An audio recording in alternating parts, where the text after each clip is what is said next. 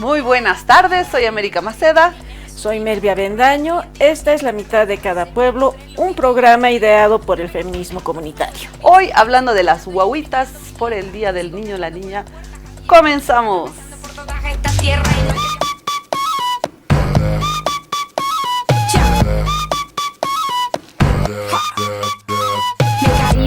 Caminé, me subí, me fui contra la corriente y también me perdí, fracasé, me encontré, lo viví y aprendí. Cuando te pega fuerte, más profundo es el beat, sí. Sigo bailando y escribiendo mis letras, sigo cantando con las puertas abiertas, atravesando por toda esta tierra y no hay que viajar tanto para encontrar la respuesta. Y no te preocupes si no te aprueban, cuando te critiquen, tú solo di. Soy yo.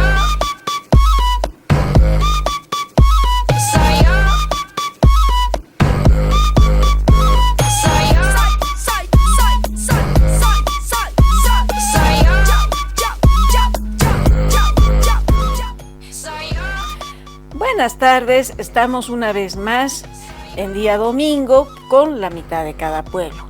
Y como ya estamos en el mes de abril, mes dedicado al Día del Niño, este mes vamos a presentar una serie de programas que nos van a hablar precisamente de eso, de los niños, de la esperanza que tenemos como pueblo, de esos niños que cuando sean grandes esperemos que continúen nuestro proceso de cambio. Vamos a recordar que el 12 de abril ya pasó, fue el Día del Niño y todo el mundo se dedicó a hacer una serie de homenajes, de agasajos y de hacerles algún pequeño presente. Pero sabemos también que hay muchos niños que se ven obligados a trabajar, muchos niños que ni siquiera se acuerdan o saben que es su día, un día que fue instituido desde Naciones Unidas allá en 1952 y que años después el gobierno de Víctor Paz Estenssoro instituyó también aquí en nuestra patria, en nuestro país, como el Día del Niño, un 12 de abril. Sabemos que los niños son nuestra esperanza, son nuestra ilusión, son el tesoro por el cual todos deberíamos ver, pero que lamentablemente no lo hacemos como sociedad, muchas veces ni siquiera como familia. Tenemos ahí en el día de hoy una invitada muy especial que nos va a hablar sobre los derechos de los niños. En los futuros programas también veremos otras temáticas referentes a los niños en cuanto a educación, en cuanto a economía, en cuanto a trabajo y todo lo que tiene que ver con nuestras pequeñas y nuestros pequeños. Como siempre tenemos nuestro sector de Conciencia al Paso. Vamos a charlar con algunos niños que en realidad ya lo hicimos a la salida de sus escuelitas, de sus colegios, que nos digan qué es lo que ellos desean, qué derechos quieren que sean respetados, cómo nos ven como sociedad y qué nos piden como sociedad. También tenemos nuestro sector especial ya de Libertad y Justicia, donde tendremos el testimonio de uno de los más de 120 detenidos por cuestiones políticas, por haber reclamado su derecho, por haber ejercido su derecho a la protesta y estar siendo conculcada esta. Vamos a seguir pidiendo, como lo hacemos siempre, la solidaridad del pueblo, de nuestra gente, para que puedan seguirnos aportando con alimentos imperecederos, algo de ropa, material escolar que también necesitan para poder pronunciarse. Tenemos también nuestro otro sector con musiquita bonita, ¿no? En nuestros cantos de amor y lucha va a ser una canción especial dedicada a nuestros niños. Y es así que, siendo este el mes de nuestro tema Niñas, Niños y Adolescentes, buenas tardes América, ¿con qué tenemos ahora? Como lo has mencionado, Melvi, este mes de abril vamos a estar con esta temática de las niñas y los niños, las y los adolescentes, sus derechos, retos, varias cositas ahí que vamos a estar compartiendo con nuestras guaguitas, que como decía son la esperanza de toda sociedad y sobre todo de nosotros. Además son la alegría, ¿no? Y de quienes aprendemos mucho. Están menos socializados, por tanto menos patriarcalizados, y podemos aprender mucho de ellas y de ellos. Así que vamos a escucharles pues a nuestras guaguitas en nuestro sector de Conciencia al Paso.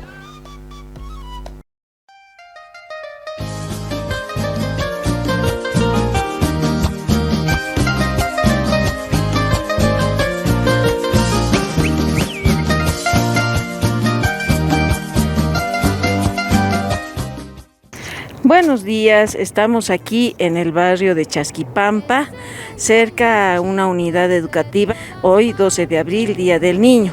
Pero nos encontramos con María José, que ha accedido a respondernos algunas preguntitas. Buenos días, María José. Hoy es Día del Niño, quiero que me cuentes qué sabes del Día del Niño y qué te gustaría que la sociedad, el Estado, el gobierno hiciera por ustedes, los niños, los jóvenes. Buenos días, mi nombre es María José y el Día del Niño es un día para conmemorar a aquellos niños como Juancito Pinto que fueron héroes en algún momento de nuestra historia boliviana, y a mí me gustaría que hayan más centros educativos para niños en situación de calle y más centros de tipo museos abiertos el día de hoy para que los niños se culturalicen o que aprendan un poco más de nuestra historia y de nuestro pasado. Nos encontramos aquí con Matías y su hermanita, que son un par de niños que ayudan a sus papás en el trabajo diario. Vamos a preguntarle a Matías. Matías, ¿cuántos años tienes? Tuviera 12 años. Yo quisiera que salieran a jugar al parque o ir al cine para festejar su día, porque es único día donde hay, aparte del día del estudiante, pero que salgan a jugar porque la niñez acaba rápido. Seguimos en Chasquipampa y aquí nos encontramos con un par de hermanitos que se llaman Brisaida y Abel. Vamos a preguntar a Brisaida primero a ver cómo se siente y qué es lo que ella tiene para contarnos. Quisiera que el gobierno viniera y felicitara a todos los niños, y que aquellos niños que están en la calle por lo menos les dé un pancito para que coman o una leche. ¡Feliz Día del Niño!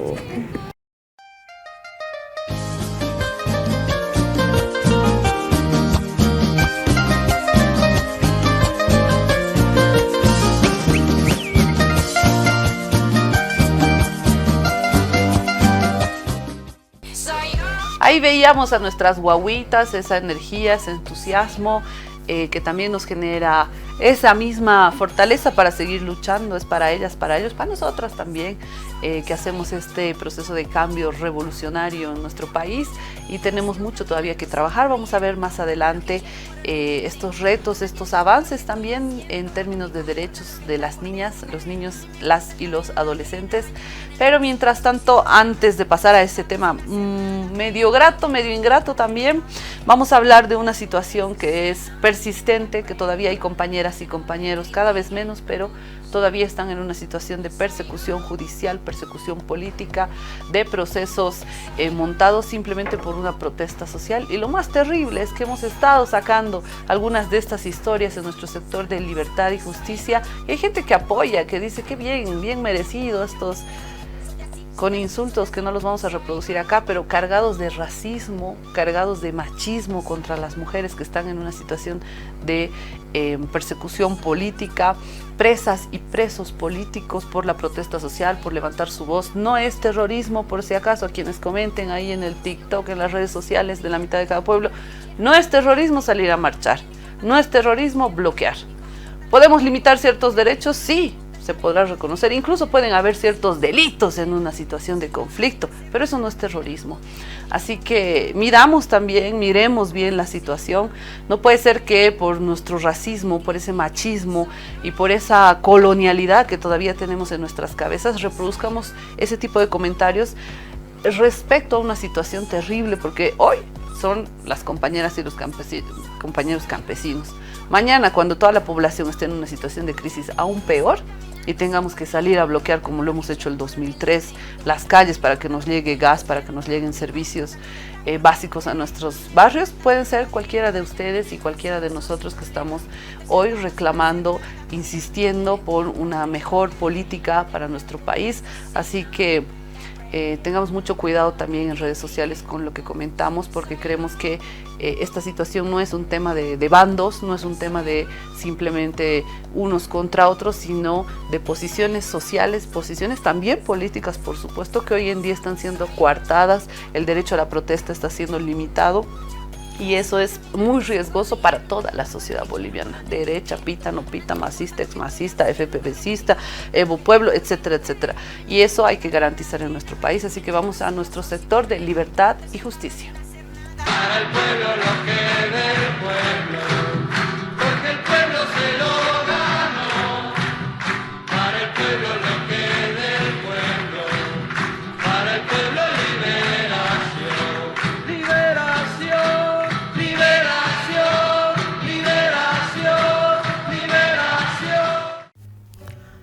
A tempranas horas del día lunes 4 de noviembre, al promediar las 7:30 a 8 de la mañana, los policías se concentran y comienzan a sembrar miedo con más de una docena de hombres. El avión y una avioneta que sobrevolaba a unos 15 a 26 metros sobre la entrada a la población. Cuando son aproximadamente las 9, yo me encontraba buscando una ruta alternativa entre alambrados y sembradíos de papa y arroz para salir a la carretera. Tanto andar a pie sentí cansancio y me senté debajo de un árbol. El helicóptero seguía sobrevolando en la zona. En un cerrar de ojos me encontré rodeado por más de 50 policías, armados en uñas y dientes. Me redujeron a patadas. Tendido en el suelo, un militar con acento extranjero me pisó el cuello y me apuntaba en mi cabeza con un arma de fuego. Otros me gritaban diciendo: ¿qué sabes de tu papá Evo? Gracias a Radio Causachun Coca, ahora serás torturado, repetían a cada rato. En ese momento pensé que me iban a quitar la vida y que me iban a botar del avión.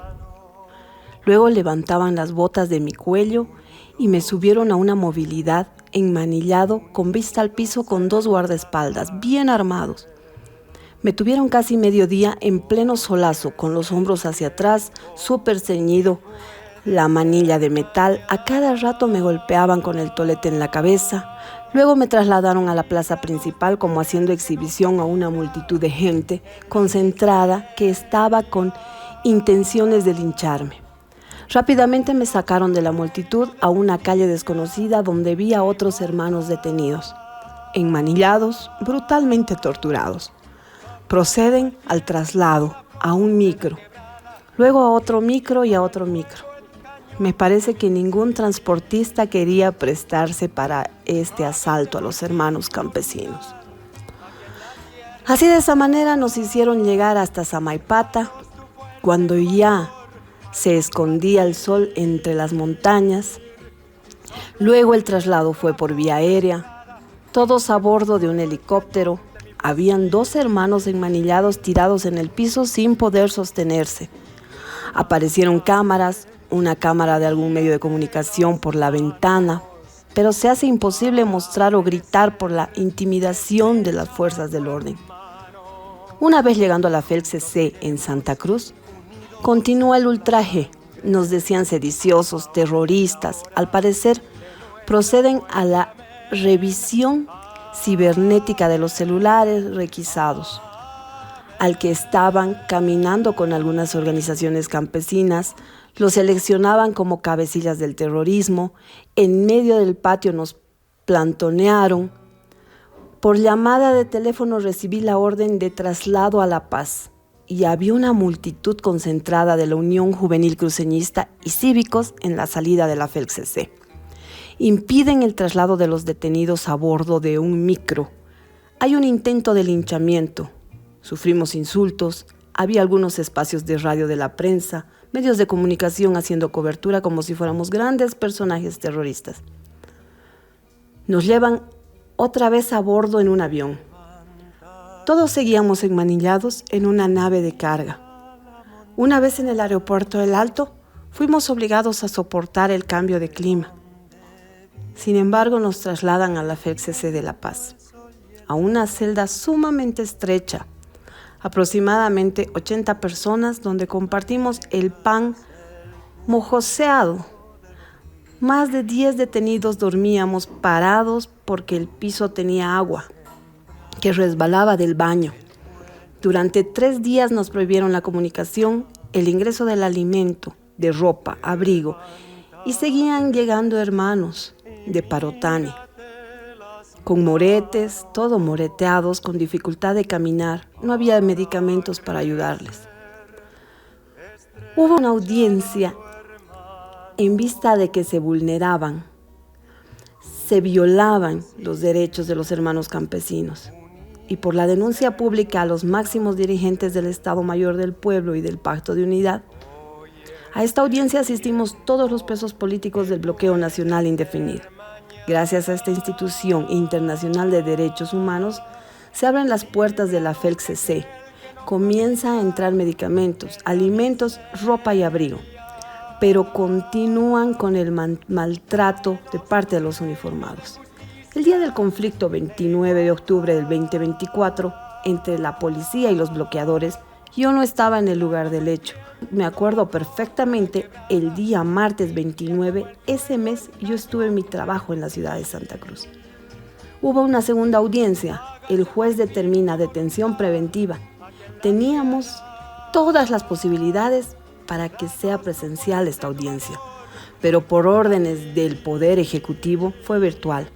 Aparecieron abogadas diciendo, yo les voy a defender, se ofrecían haciéndonos firmar hojas blancas, afirmando que son de defensa pública, pero en realidad eran enseñados. Entre ellos, incluso repartían números de teléfonos.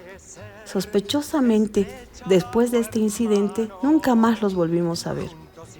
Ni siquiera nos respondieron las llamadas. Para esta audiencia, nos condujeron a un pasillo muy estrecho, todos de rodillas, varias horas. Nos proporcionaron un pequeño parlante que apenas se escuchaba. Todos en llanto, entre lágrimas, por la injusticia y la determinación del juez. Detención preventiva por 4 meses en el recinto de San Pedro de La Paz. Al día siguiente, 7 de noviembre, a tempranas horas, fuimos trasladados a este recinto. Luego, hicieron una presentación con una multitud de medios de comunicación a supuestos peligros terroristas.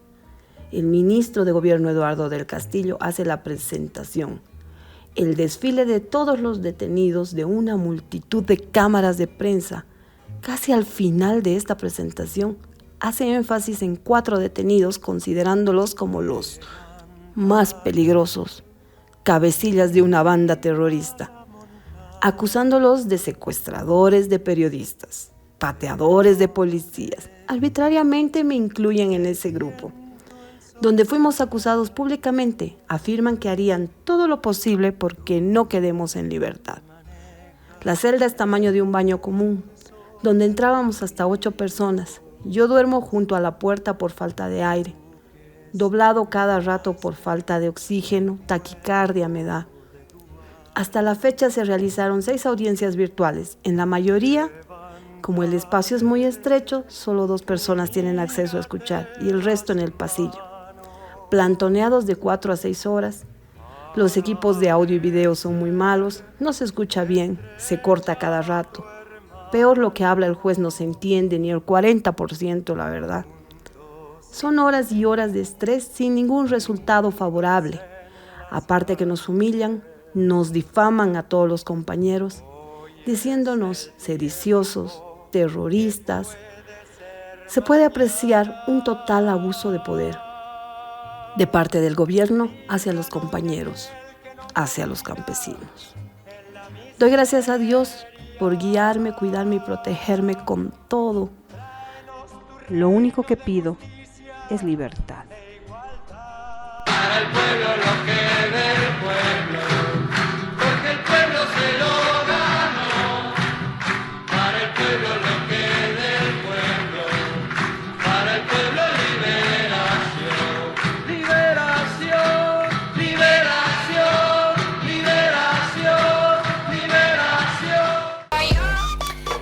como nos decía nuestra hermana América, en este mes de los niños son nuestra esperanza, los niños y las niñas son nuestra esperanza, y ellos vienen hacia nosotros con todo su cariño, con todo su entusiasmo, con toda su ternura, su inocencia en muchos casos, ¿no? En algunos ya no, lamentablemente, pero hay canciones que también reflejan eso, ¿no?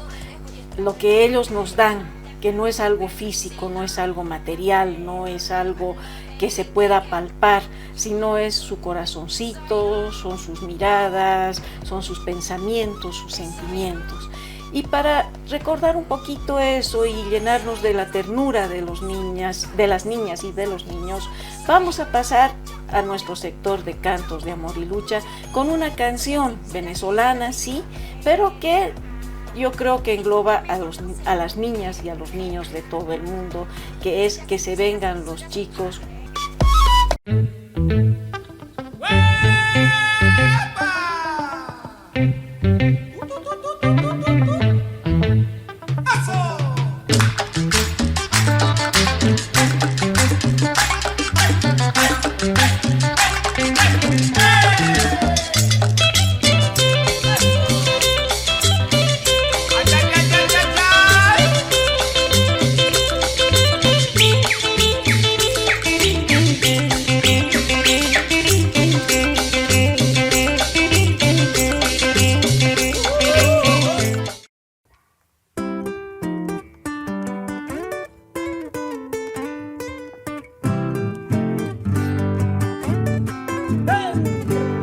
Que se vengan los chicos de todas partes, que estén los de la luna y los de Marte, que se vengan los chicos de los planetas, prendidos de la cola de algún cometa, que no falte ninguno pa' mi cumpleaños y que no se preocupen por los regalos. La la la la la la la la la lero, que estén todos los chicos del mundo entero. Segundita nomás.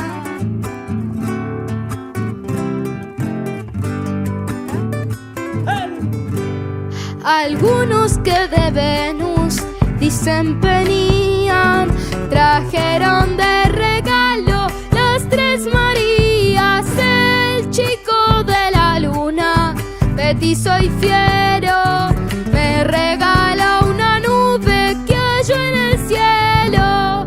Los de Marte me dieron un sorpresón, pues cada uno traía rayos de sol.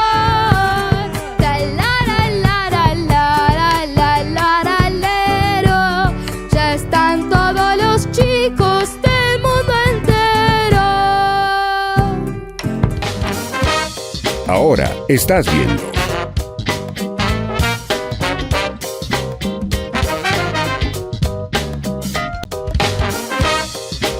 Continúas viendo.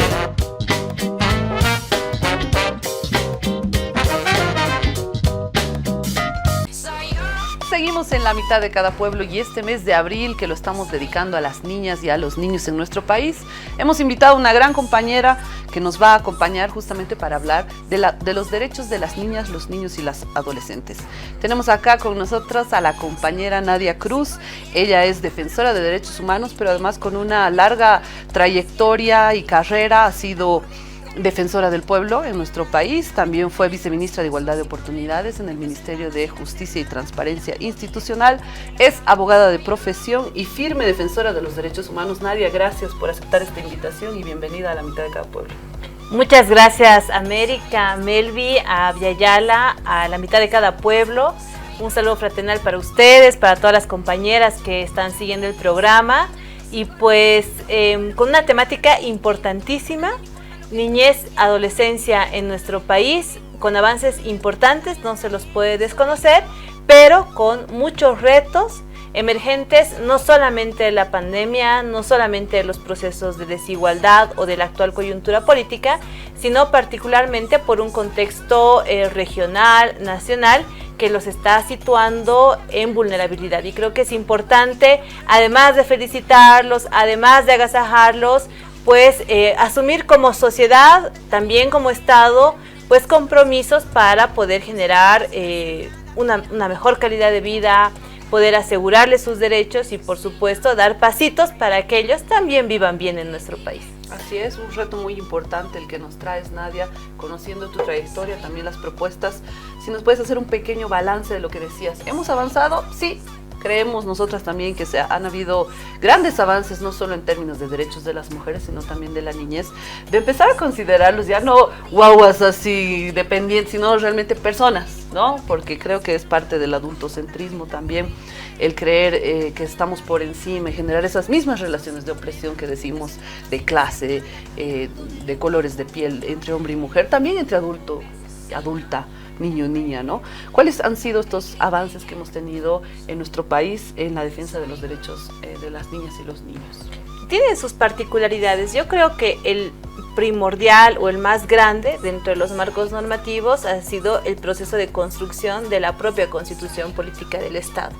Nuestra actual Constitución ha tenido participación, ha recogido insumos, demandas, denuncias, y aportes desde la propia población, niñez y adolescencia trabajadora, niños en situación de calle, niñas, niños organizados de diferentes formas. Entonces, ya de por sí, que se los tome como sujeto de derechos, como señalas, y ya no como objeto de protección, y objeto lo resalto porque literal los anulaban como sujetos, y los ponían como objetos. Y ahí tiene su doble partida, ¿no? Sí te genera a vos, Estado, con una obligación de garantizarles derechos, pero por otro lado los minimizas a no escucharlos, a no entenderlos, a no considerar lo que ellos están demandando y que tienen toda la racionalidad y toda la posibilidad de hacerlo. Lo segundo ha sido en el Código Niña, Niño, Adolescente, que es uno de los códigos, igual que Bolivia lo sigue reportando en esferas internacionales, como de gran avanzada en el reconocimiento de derechos, en la posibilidad de distinguir subpoblaciones dentro de la niñez y adolescencia, porque las niñas y niños en nuestro país no son iguales. De por sí, las niñas de los niños ya tienen desventajas solamente por el sexo con el que nacen. Peor aún, las niñas y niños con discapacidad de aquellos que no tienen discapacidad, las niñas y niños que viven en pueblos indígenas altamente vulnerables o en sectores muy empobrecidos, con seguridad no tienen los mismos derechos que las niñas y niños que viven en centros de ciudad. Por otro lado, las niñas y niños, hijas e hijos de migrantes, de privados de libertad o en orfandad, con seguridad tienen menos posibilidades o menos oportunidades en relación al resto de población de niñez y adolescencia. O algo que también actualmente resalta, las niñas y niños víctimas, claro, porque además de ya no ser solamente objetos, son sujetos. Esa forma de mirar a las niñas y niños como objetos para comercio, para explotación, laboral, sexual, entre otras, también genera otra subpoblación. Entonces, primero partamos de que hay un marco normativo que los identifica, que genera obligaciones para los estados, en este caso nacional, subnacionales y otras instituciones que tendrían que garantizar esos derechos. La ley 548 de vanguardia ha procurado hacer eso. El Código de Familias también tiene una cápita importante para todos los niños que son institucionalizados. Entonces, hay un marco normativo importante. En los últimos años ha habido política pública interesante también que ha procurado generar mecanismos para que el Estado pueda asegurarles derechos. Pero eso dista, igual que con la 348, igual que con el resto de la Constitución Política del Estado, dista mucho de lo que la gente siente, ¿no? De lo que le llega a su carne cuando una niña es vejada, y además de ser vejada es obligada a parir, y además de ser obligada a parir está encadenada a un tipo que seguramente le está llevando a nupcias de forma ilegal. Pues esa niña, con seguridad, todo el marco normativo no le va a alcanzar. Entonces, normativamente y en temas de política pública, con todas las observaciones de burocracia administrativa, de falta de presupuestos, son importantes, pero lastimosamente todavía nos falta llegar a que la población sienta que esos derechos le pertenecen y sienta que los puede ejercer. Así es, realmente lo que dices, ¿no? Una distancia entre la realidad concreta y estos grandes avances, que si bien son grandes avances, nos falta todavía. Sí, una cosa que yo quería hacer notar es las leyes están hechas, tenemos leyes de avanzada, se ha avanzado bastante en cuanto a derechos de niñez, juventud, adolescencia y todo esto, y recuerdo que hubo una ley que prohibía el trabajo infantil, por ejemplo, ¿no? Pero la normativa no había sido hecha capaz para que esos niños que necesitan, que su único medio de sobrevivencia es el trabajo, puedan seguir trabajando. Entonces se armó todo un alboroto y todo esto. Viendo todos estos problemas, que en realidad soluciones que se ha intentado dar, por ejemplo, el bono Juancito Pinto, que lo hizo el gobierno del hermano Evo Morales en los 14 años de proceso de cambios, lo que estaba impulsando era que los niños dejen de asistir con sus padres a la siembra, a la cosecha, que lo hacen anualmente y temporalmente en el campo, y por ese motivo dejaban de asistir a las escuelas. Es por eso que se crea el bono Juancito Pinto, se les da como un incentivo de asistencia a la escolaridad completa todo el año, ¿no es cierto? Son cosas que se han ido haciendo, son cosas en las cuales se ha ido avanzando, pero se tienen tropiezos. ¿Cuáles son los desafíos que tenemos en este momento, Nadia? ¿A dónde deberíamos apuntar en cuanto a llevar a cabo los derechos de los niños y adolescentes, niñas, niños y adolescentes? Hay bastantes desafíos. Uno de los principales es que si bien hay un marco internacional de los derechos humanos y plantean muchos estándares, como por ejemplo la prohibición del trabajo infantil, en Bolivia ha sido muy debatido, y a mí me ha gustado mucho la interpelación, no desde ONGs, no desde organizaciones sociales de adultos, sino desde la propia vocería de niñas, niños y adolescentes trabajadores, donde decían, y eso es bien interesante, todavía sigue, es un debate muy fuerte que tenemos en el país. En el gobierno de Evo Morales no se ha llegado a tomar una determinación porque la realidad social plantea otras cosas muy diferentes a la esfera internacional, y es, en tanto tú prohíbas el trabajo infantil, entre comillas, la realidad que emerge de los chicos que están vendiendo dulces en la calle, de los chicos que ayudan en el comercio a sus padres o a familiares o a terceros, etcétera, etcétera, se los deja en periferia. Lastimosamente, las medidas que se han asumido ya desde hace más de una década para precautelar los derechos de los adolescentes que están trabajando, pues no han sido suficientes porque no ha habido una buena conexión o una buena coordinación con las instancias subnacionales. Este tema lo resalto porque hoy en día, con la crisis económica, con la crisis política que ha dejado de lado la agenda de derechos humanos y de poblaciones, y con la situación de pobreza de muchas familias, se están generando nuevamente la problemática de tener a las chicas y los chicos trabajando en diferentes espacios, en vulnerabilidad lastimosamente, y sin atención debida por parte de las instancias estatales. Por otro lado, y abandonando educación. Exacto, este bono que se había dado del Juancito Pinto aparentemente ya deja de ser suficiente porque ha habido una disminución en la matriculación de chicas y de chicos en edad escolar. Lastimosamente, ningún medio de comunicación, incluyendo lastimosamente, las instancias de gobierno nacional o los sectores de educación no se han pronunciado y no ha habido un análisis de fondo de por qué los chicos o por qué está habiendo en algunas unidades educativas el quitarles los ítems a los colegios o a las unidades educativas. ¿Por qué? Porque ha habido menos matriculación. Y el fondo es, ¿por qué está existiendo menos matriculación?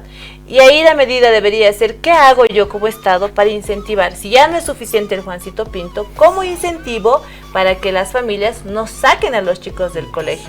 Entonces, ese tema, por ejemplo, lastimosamente ya estamos entrando al cuarto mes de la gestión 2025 y no se lo ha abordado de forma seria. Por otro lado, hay un fenómeno bien interesante que yo lo veía hasta la gestión pasada, y es, además de la falta de garantías o de la falta de efectividad por parte del Estado, aquí la sociedad y la población tiene que poner como centro a un nuevo agente, o a un agente que se está configurando como uno de los principales vulneradores, y son las familias.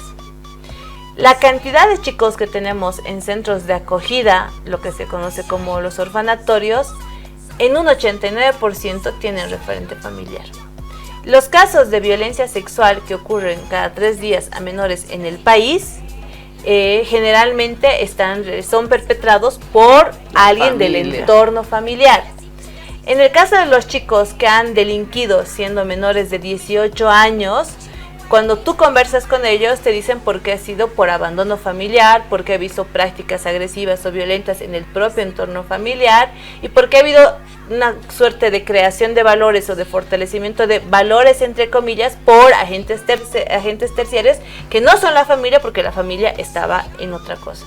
Si a esto además adicionas que en Bolivia es muy natural que los padres dejen solas a las madres al cuidado de los chicos sin pasarles un peso, haciendo reclamos y generando entornos de violencia después de separaciones en contra de los chicos, pues tú dices, en todo ese entorno, la familia, que es el lugar nato, el lugar natural de protección de niñas, niños y adolescentes, se ha convertido con cifras oficiales y datos estadísticos como el primer señalado como un espacio de vulneración de derechos.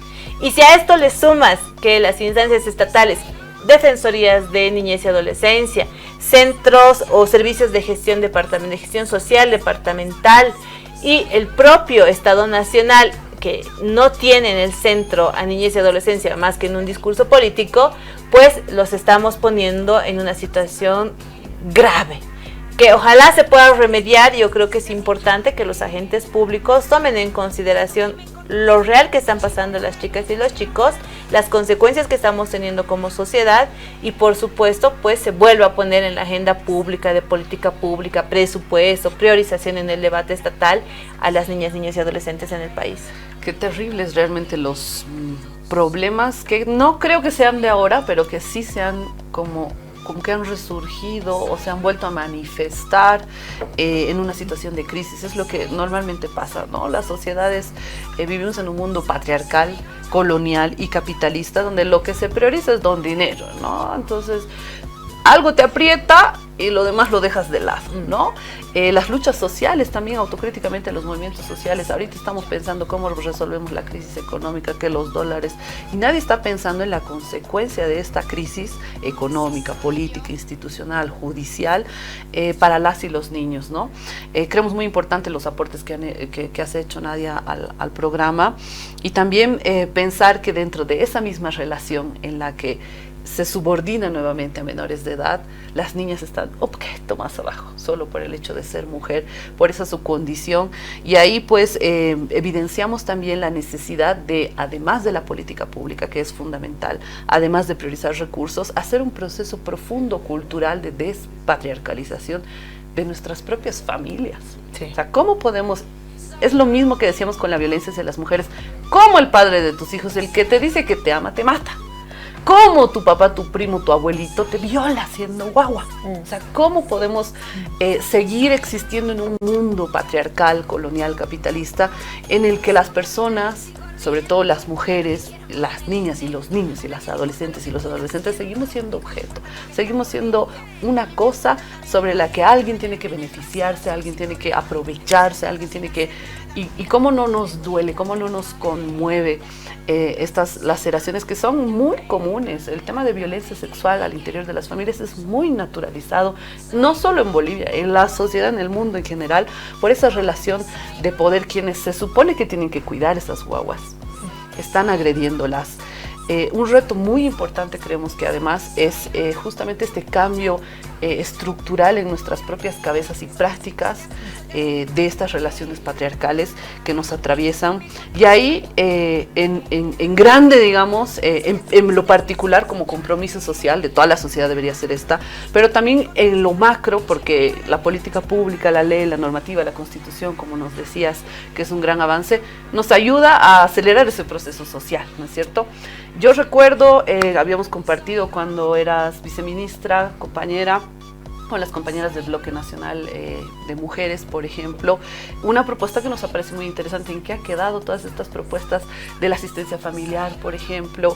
Cuando eras defensora habías planteado, por ejemplo, que el Estado se haga cargo de las niñas y niños víctimas de feminicidio, porque quedan a la deriva entre la abuelita del asesino y la abuelita de la mujer asesinada, que también son parte de víctimas de la violencia estructural del sistema patriarcal. ¿En qué están estas propuestas y qué otras más creemos que hay que recuperarlas para este proceso electoral que se nos viene de aquí a poquito, para exigirle al Estado lo que tiene que hacer y como sociedad también ponernos las pilas y despatriarcalizar nuestras cabezas? Todas estancadas.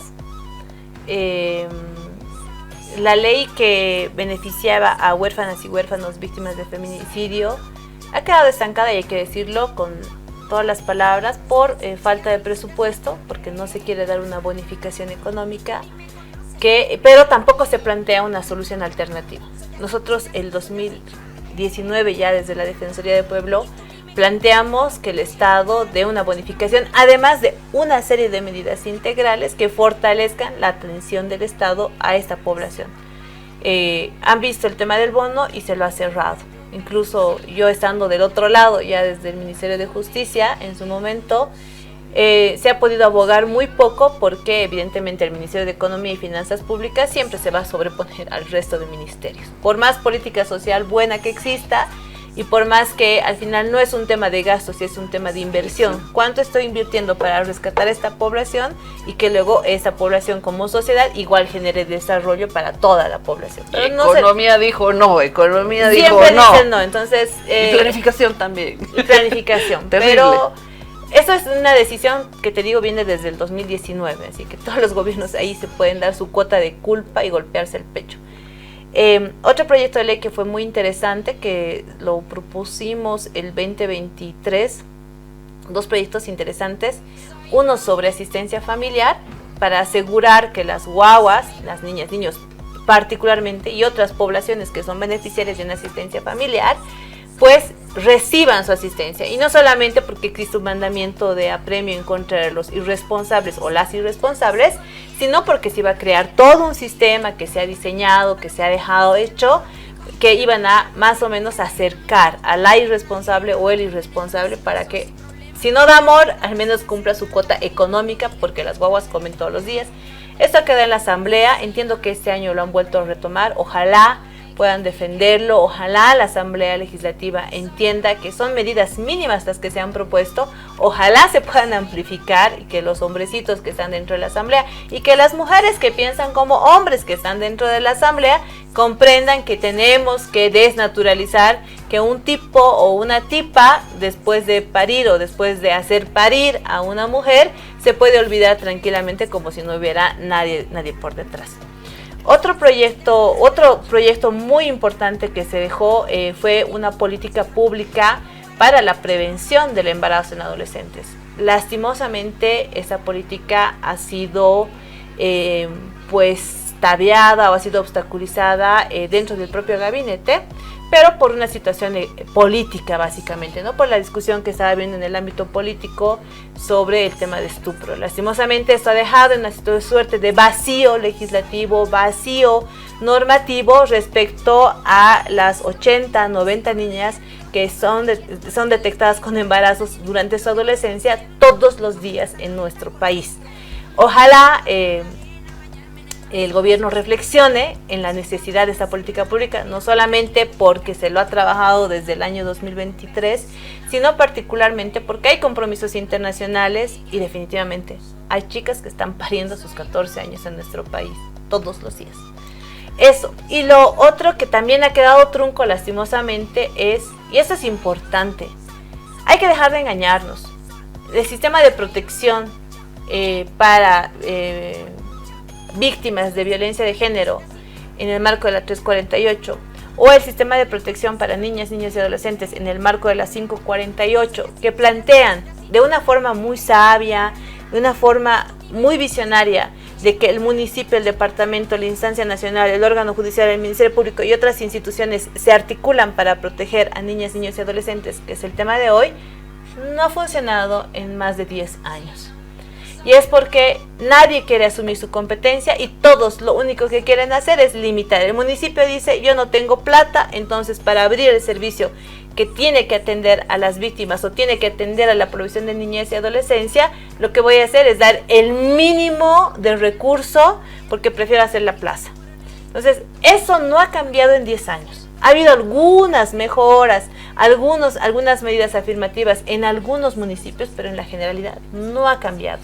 Tenemos un Ministerio Público que llega a 1/3 de los municipios a nivel nacional y la violencia contra niñas, niños y adolescentes ocurre en el 100% de municipios. Tenemos un órgano judicial que llega a mayor cantidad de municipios, pero con jueces o servicios judiciales no especializados, todavía adultocentristas, que prefieren atender un tema civil antes de atender un tema de violencia. Es decir, necesitamos, y hemos planteado también en su momento el 2023-2024, un giro en el sistema de protección. Y aquí necesitamos modificar la ley de autonomías y estos códigos sustantivos esenciales, y de aquí a asumir un reto. Yo convoco, así muy humildemente, a las organizaciones políticas a plantear un cambio en los sistemas de protección, porque no pueden decir que las niñas, niños, adolescentes, mujeres e incluso abuelas y abuelos son importantes para los partidos políticos cuando van a mantener la misma estructura institucional, burocrática e ineficaz para protegerles. Entonces, ese proyecto también se lo ha dejado, lastimosamente, no sé si lo han entendido, lo han comprendido, pero ha quedado un tanto archivado. Entre otras medidas, pero creo que estas son las fundamentales que podrían generar un cambio importante hacia adelante. Muchas cosas inconclusas, muy buenas voluntades. Creo que ha faltado voluntad política, no solo voluntad militante y militante de derechos humanos, de defensa de los derechos humanos.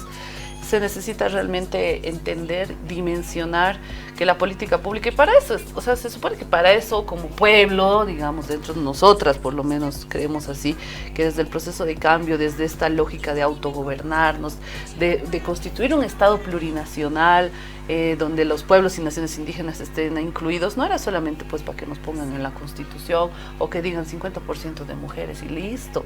Se supone que todos esos esfuerzos del pueblo boliviano, de la lucha de los movimientos sociales, de las organizaciones y de los no organizados también que han apostado a un Estado diferente, a un Estado plurinacional, se supone era para transformarlo.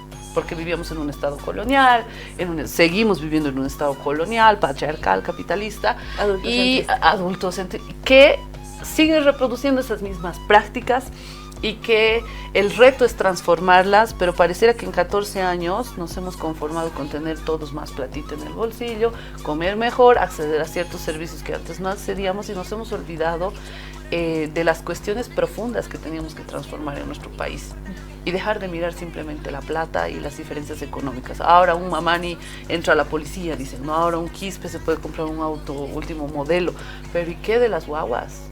Mamanis y quispes que están siendo violadas, o cualquier otro apellido, solo por el hecho de ser niña, está siendo explotada con temas de trata y tráfico.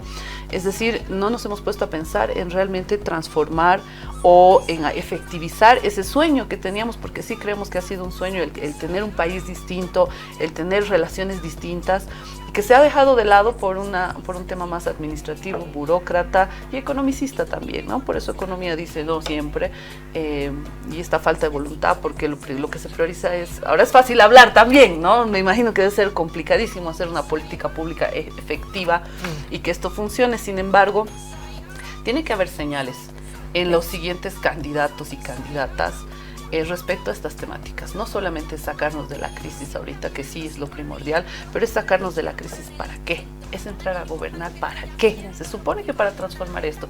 Quienes se dicen de izquierda, quienes se reclaman defensores y de continuidad de nuestro proceso de cambio, tienen que tomar muy en cuenta estas medidas porque creemos la forma en cómo podemos recuperar nuestro proceso de cambio en primera instancia y profundizarlo.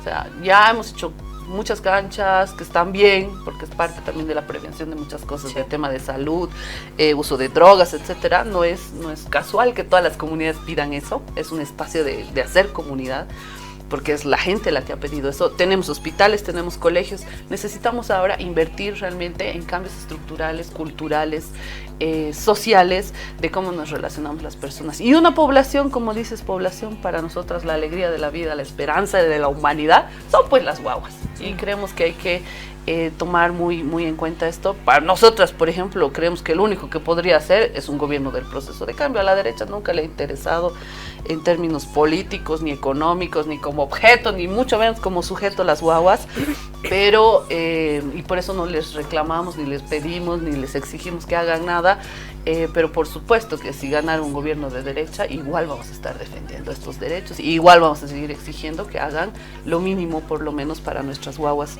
Ha sido un gusto, Nadia. No sé, Melvi, te veo ahí que quieres dar un mensaje. Sí. Les deseo la palabra para ir cerrando el programa, compañeras. Sí, lo que iba pensando mientras hablaban ustedes dos, ¿no? Recuperar nuestro proceso de cambio, porque a eso tenemos que apuntar, a la recuperación de nuestro proceso de cambio, que hemos visto que sí, se ha ido dando pasos. Por eso es que se llama proceso, ¿no? Porque no es una cosa acabada, no es un plan que se entrega y se lo empieza y se lo finaliza ya, es un proceso. Este proceso que ha sido cortado el 19 y que sigue cortado por lo visto hasta el momento, tenemos que recuperarlo. Tenemos que recuperarlo, ¿para qué? Para despatriarcalizar nuestra sociedad primero, nuestro país, empezando por nuestra mente en realidad, nuestro país, nuestra Abya Yala y el mundo en general. Así que tenemos que volver a la esperanza ese del gobernar obedeciendo. ¿Obedeciendo a quiénes? Obedeciendo a la gente que en realidad es la que vota. Esas madres, esos padres de niños que son vulnerados en sus derechos, que no pueden asistir a clases, que son niñas que son violadas porque se están dirigiendo a algún lugar de trabajo o de estudio, niñas que se ven obligadas a parir hijos que no los desean, ¿no? Todos esos derechos tenemos que defenderlos, y tenemos que defenderlos como sociedad, porque visto está que como sociedad podemos avanzar. Porque si solo nos limitamos a elegir un gobierno que nos puede ofrecer el sol, el cielo y las estrellas, y que en 100 días nos va a hacer nadar en dólares, estamos mal. Tenemos que recuperar nuestro proceso de cambio, tenemos que continuar mandando, obedeciendo, y eso es lo que queremos, ¿no? Para nuestra sociedad y para nuestros niños. Nadia, muchísimas gracias por tu presencia. Ame, te invito a que... Un mensajito final tal vez, sí, para cerrar el programa. Un mensaje al gobierno y a los gobiernos subnacionales y a las instituciones públicas, en particular por el 12 de abril. No es suficiente el agasajo, y lo digo con mucho respeto.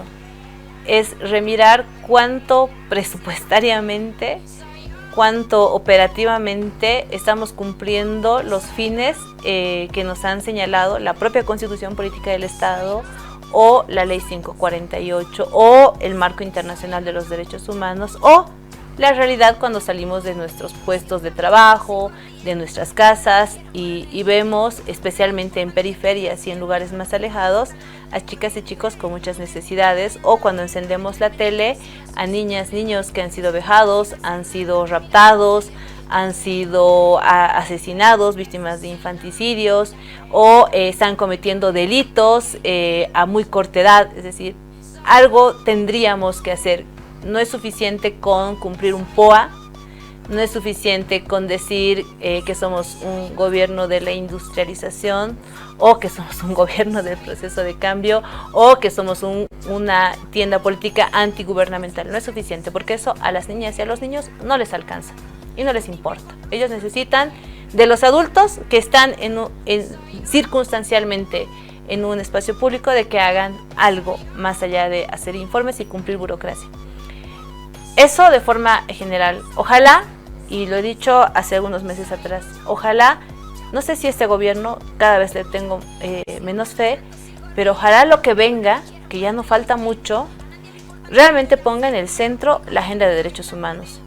Y no desde una visión occidental, sino desde una visión de lo que la crisis está generando con las personas de carne y hueso. Llámese niñas, niños, llámese mujeres, llámese adultas, adultos mayores, llámese personas con enfermedades crónicas, llámese personas con discapacidad, llámese personas que están decidiendo abandonar su país por buscar nuevas oportunidades. Es decir, todo ese engramaje social necesita respuestas que va más allá solamente de la parte económica o la disputa política. Eso no sirve. Y hacia la sociedad en general. Las instituciones del Estado nunca van a suplir las responsabilidades que tenemos como individuas e individuos, como familias y como comunidades. Si están ocurriendo todavía violaciones en casa, no es porque una Defensoría de la Niñez y Adolescencia tenga que poner las reglas claras en un hogar, es porque hay reglas que no se están cumpliendo dentro de un hogar. Si tenemos chicas y chicos que están violando o que están asesinando gente antes de sus 18 años, es porque o no hemos incentivado valores o porque estamos tan ocupados en muchas cosas que puede ser desde lo económico o puede ser simplemente placer y fiesta, está generando que los chicos ya estén siendo privados de libertad antes de cumplir sus 18 años. Y eso no es justo con ellos.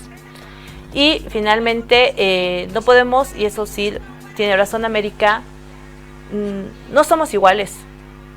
Las niñas y niños en el país no son iguales. Todos deberíamos ser iguales, pero no, y eso no funciona en las sociedades, porque tenemos todavía sociedades desiguales. Y ahí tenemos nosotros que entender que hay más y menos vulnerables. Y por esas más vulnerables, así no esté en tu familia, tenemos que abogar también todos, porque la única forma de llegar a ese vivir bien, a ese fin utópico, es cuando todas y todos, con nuestras diferencias, estemos bien. Entonces, aquí un mensaje a la sociedad en general, que sea reflexivo. No solamente se trata de llevarlo al parque el día de hoy o darle un dulce, se trata de ver cuánto realmente estoy cumpliendo yo como individuo y en mi calidad de individuo o individua en la exigencia hacia los demás para garantizarles los derechos a mis hijas e hijos, a mis niñas y niños, pero a las niñas y niños de este país. Solamente eso, y a las niñas y niños un abrazo fraterno de solidaridad, porque sé que muchos no la están pasando bien, de mucho cariño, porque siguen siendo esperanza para muchas y muchos y siguen siendo motor de lucha, y de mucha fraternidad y amor, y pues diviértanse lo que se pueda en las condiciones que tengan. Gracias. Muchísimas gracias. Por nuestras guaguas, por las niñas y los niños de nuestro país, hasta la comunidad siempre, hasta la comunidad siempre. En la lucha venceremos, con amor convenceremos. Sigo caminando, sigo riendo, hago lo que quiero.